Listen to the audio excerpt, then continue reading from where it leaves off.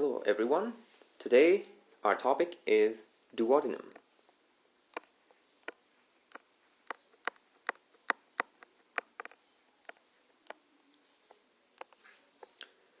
Duodenum is the first and the shortest part of the small intestine. It's the first and it's the shortest part of the small intestine.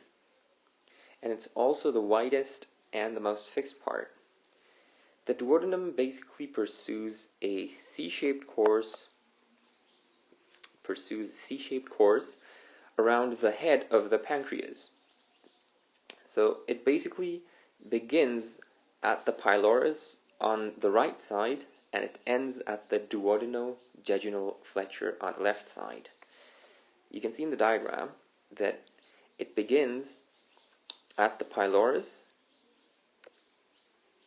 and it ends at the duodenojejunal flexure.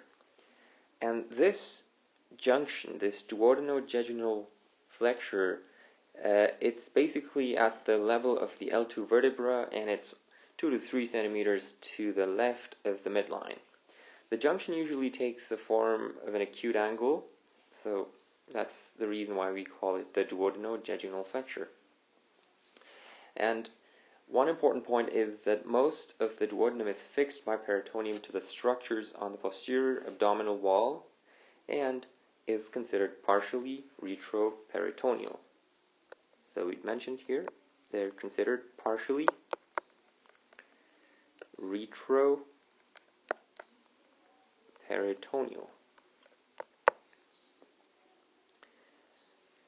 Now, duodenum basically has four parts. It has four parts. The first one is the superior part.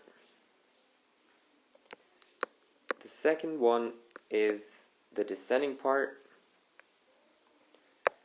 The third one is the inferior part. And the fourth and the last one is the ascending part.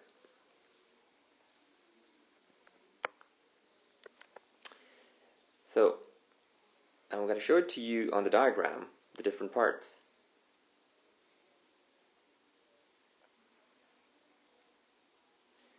The different parts of the duodenum are,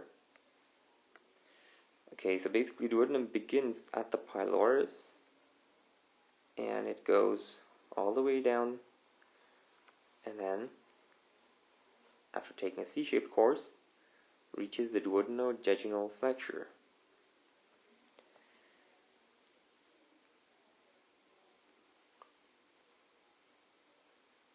Okay, so this is the starting point of the duodenum, and as you can see, this is the superior part, which is the first part, and this is the descending part, which is the second part.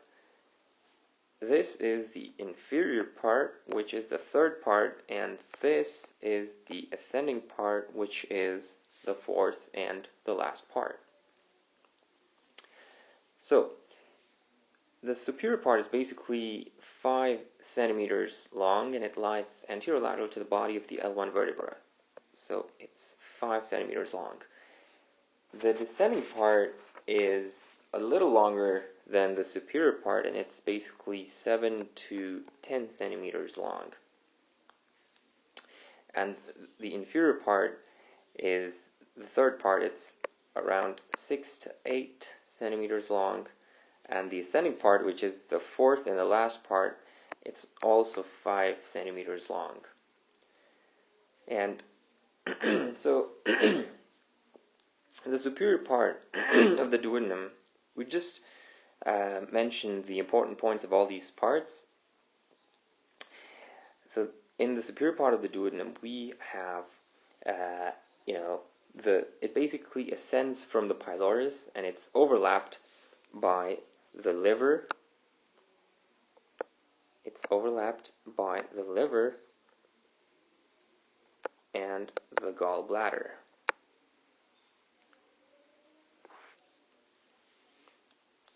And the peritoneum covers its anterior aspect, but it is bare of peritoneum posteriorly, except for the ampulla.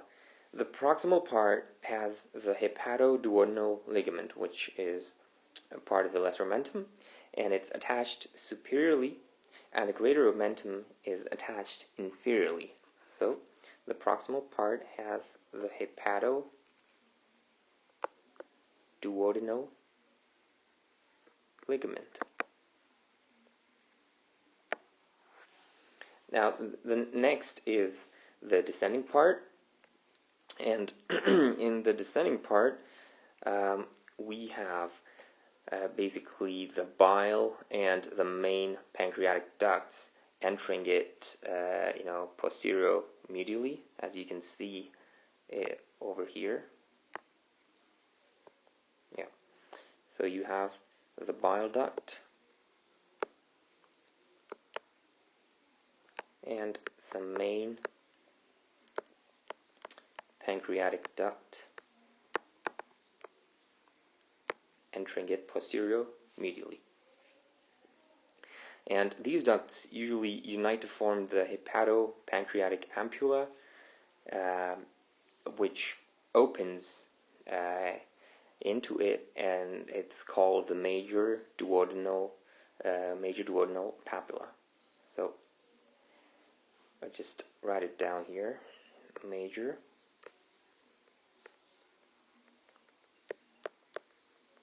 duodenal papilla. All right. So the descending part of the duodenum is entirely retroperitoneal. The anterior surface of its proximal and distal thirds is covered with peritoneum. However, the peritoneum reflects from its middle third to form the double-layered mesentery of the transverse colon and the transverse mesocolon. Now, moving on to the third part, which is the inferior part, it basically runs transversely to the left. It passes over the inferior vena cava, the aorta, and the L3 vertebra, and it's crossed by the superior mesenteric artery and vein and root of the mesentery of the jejunum and ileum. Now, so these were those important points that we should basically note down. We have the inferior vena cava, the aorta, and the L3 vertebra, which is passing over. And it's crossed by the superior mesenteric artery and vein. So we have the superior mesenteric artery and vein, and root of the mesentery is the jejunum crossing it.